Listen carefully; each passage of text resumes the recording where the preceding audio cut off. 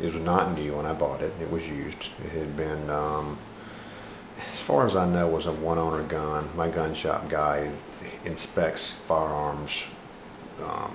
I mean, he goes over with a fine-tooth comb before he even takes them on trade. So he's a big Glock guy. So all the internal parts were fantastic when I bought it, and it runs fantastic. And it's mainly being used right now for home defense. But when I bought the gun, and it is unloaded, by the way, it's a safe to eject. When I bought the gun, that I had noticed on the top here on the chamber, that just right on the front edge right here, the first half of it was worn from just firing it, and the blue had rubbed off. And of course that does not take away anything from the Glock barrels with their infusion process, the rust preventers that they put in it. It doesn't take any away from the rust inhibiting properties of the barrel. It just shows some wear. If this Glock had been mine and I had bought brand new, I would have not done this. But what you can probably see is I have polished this barrel.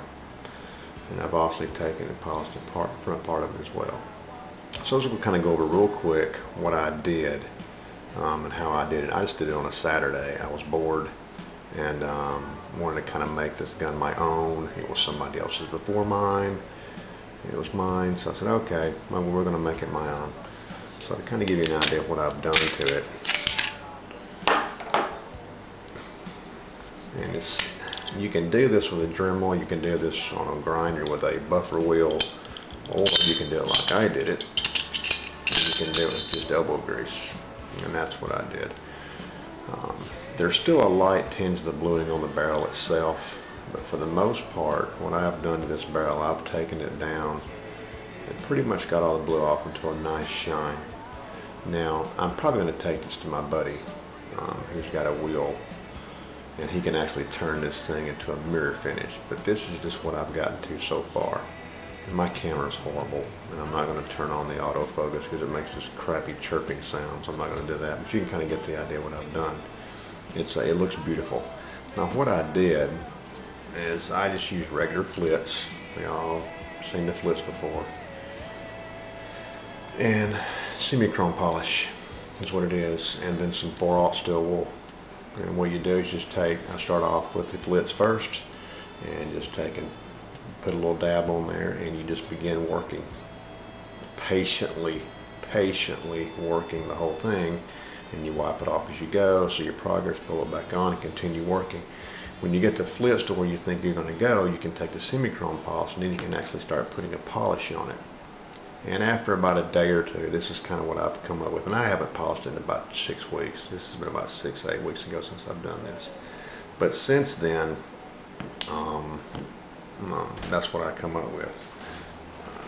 Now I take and always, I hate getting fingerprints on it. The only thing about doing this is it actually shows fingerprints pretty bad.